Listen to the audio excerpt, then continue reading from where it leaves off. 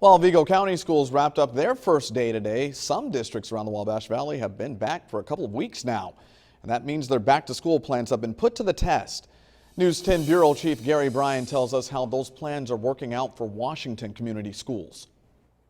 Students are in their second week of in-person classes at Washington Community Schools.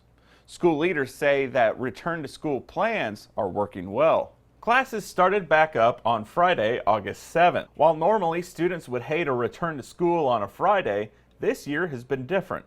The kids spent so many months at home and away from friends and so forth that they recognize the value of being under roof and together for as long as they can possibly before we have to go into one of the other two phases.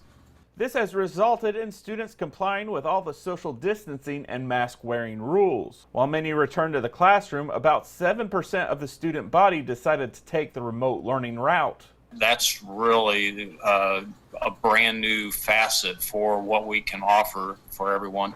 But I would say as much as it can be relatively calm, it's fairly seamless and we're working through the hiccups along the way. Washington Community Schools have had one student test positive for COVID-19. That student is recovering in quarantine. The situation gave school leaders their first test on handling the virus.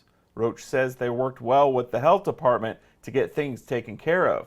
They communicated with us and we've just made it quite clear we're going to work at this one case at a time and allow the contact tracing to occur. And what we're attempting to communicate with our parents is don't panic. The health department will only be in contact with any students who have been in direct contact with any positive cases. Working from home in Vincennes, Gary Bryan, News 10.